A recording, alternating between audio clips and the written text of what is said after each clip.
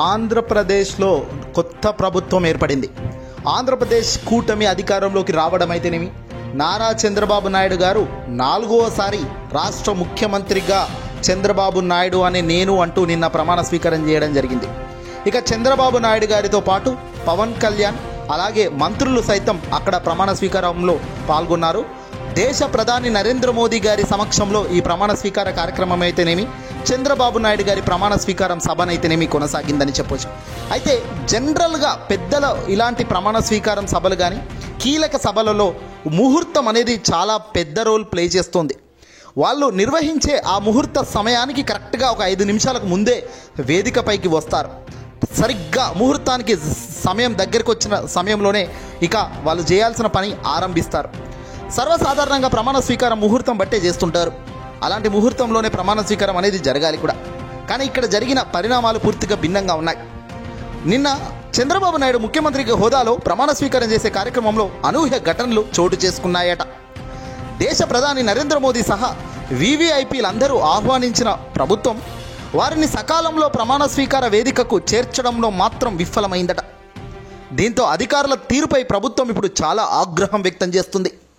దీనిపై వెంటనే ప్రాథమిక విచారణ చేసి నివేదిక ఇవ్వాలి అని అధికారులను ఆదేశించారు చంద్రబాబు నాయుడు గారి ప్రభుత్వం. నిన్న ముఖ్యమంత్రిగా చంద్రబాబు నాయుడు గారు ఉదయం 11:27 ప్రమాణ స్వీకారం చేయాల్సిన సమయం ఇది. కేసరపల్లిలోని మెదా టవర్స్ పక్కన ఉన్న వేదికపై దేశ ప్రధాని నరేంద్ర మోదీ సమక్షంలో చంద్రబాబు నాయుడు ప్రమాణ స్వీకారానికి ఏర్పాట్లు చేసుకున్నారు. కానీ అనుకున్న సమయానికి చంద్రబాబు వేదికపైకి రాలేకపోయారు. దీంతో ప్రమాణ స్వీకారం సైతం ఆ సమయానికి చెయ్యలేకపోయారు. దీంతో ఆయన వేదిక వెనుక ఉన్న గ్రీన్ రూమ్లో అనుకున్న ముహూర్తానికే ప్రమాణ స్వీకారం చేశారా? దీంతో ఆయన వేదిక వెనక ఉన్న గ్రీన్ రూమ్లోనే అనుకున్న ముహూర్తానికి ప్రమాణ స్వీకారం చేశారు. ఆ తర్వాత మరోసారి వేదికపై ప్రమాణం చేయడం జరిగిందట. రాష్ట్ర గవర్నర్ అబ్దుల్ నజీర్ రాక ఆలస్యం కావడంతో దేశ ప్రధాని నరేంద్ర మోదీ సమక్షంలో వేదిక వెనుక గ్రీన్ రూమ్లో 11:27 చంద్రబాబు నాయుడు సంతకాలు చేశారు. గవర్నర్ కోసం 15 నిమిషాల పాటు వేచి ఉన్న ప్రధాని మోదీ చంద్రబాబు ఇక చేసేది లేక ఈ కార్యక్రమం పూర్తి చేశారట గ్రీన్ రూమ్లో బ్యాక్ సైడ్లోనే. ఆ తర్వాత ముఖ్యమంత్రి మంత్రులతో ప్రమాణం చేయించాల్సిన గవర్నర్ వేదికకు ఆలస్యంగా చేరుకోవడంపై దేశ ప్రధాని మోదీ కూడా ఆరా తీశారట. దీంతో అసలు విషయం బయటపడింది. వాస్తవానికి దేశ ప్రధాని మోదీ గారి స్వాగతం పలికేందుకు ముందుగానే గవర్నర్ వేదిక వద్దకు చేరుకోవాల్సిన పరిస్థితి ఉంటుంది. కానీ గవర్నర్ కాన్వేకు ముందుగా ట్రయల్ రన్ నిర్వహించకుండా అధికారులు నిర్లక్ష్యంగా వ్యవహరించారు. ఇందులో గవర్నర్ ప్రత్యేక ప్రధాన కార్యదర్శి అనిల్ కుమార్ సింఘల్ వైఫల్యం ఉన్నట్లుగా అధికారులు గుర్తించేశారు. కాన్వే ట్రయల్ రన్ చేపట్టకుండా నేరుగా బయలుదేరడంతో గవర్నర్ ట్రాఫిక్లో చిక్కుకుపోయి చంద్రబాబు నాయుడు ప్రమాణ ముహూర్త సమయానికి వేదిక వద్దకు గవర్నరే రాలేకపోయారట. అంతేకాదు ప్రధానికి ఆహ్వానం పలికేందుకు సైతం విమానాశ్రయానికి కూడా చేరుకోలేకపోయారు గవర్నర్ గారు. ఈ ఘటనలన్నీ ఇప్పుడు ఆంధ్రప్రదేశ్ కొత్త ప్రభుత్వం చాలా సీరియస్గా తీసుకుంటుంది. చంద్రబాబు నాయుడు గారు ప్రమాణ స్వీకారం ఉందని తెలిసినా విజయవాడలో ట్రాఫిక్ నిర్వహణకు అధికారులు గాలికి వదిలేశారని, దీంతో నగరంలో ట్రాఫిక్ అస్తవ్యస్తంగా మారిందని, ఈ క్రమంలోనే డీజీపీ హరీష్ కుమార్ గుప్తా ట్రాఫిక్లో చిక్కుకొని 2 కిలోమీటర్ల మేర నడుచుకుంటూ పరిగెత్తుకుంటూ వచ్చే పరిస్థితి వచ్చిందట. దీంతో ఈ వ్యవహారంపై చంద్రబాబు నాయుడు సైతం ఇప్పుడు ఆగ్రహం వ్యక్తం చేస్తున్నారు.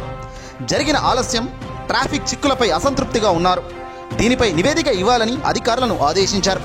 అయితే దీనికన్నా సరిగ్గా ముందు రోజు 24 గంటల ముందే చంద్రబాబు నాయుడు గారు ఒక మాట చెప్పారు. నా కోసం ట్రాఫిక్ ఎక్కడా ఆపొద్దండి, నేను సామాన్యుడిలాగే అందరిలాగా వస్తాను అని తాను చెప్పుకోవడం జరిగింది.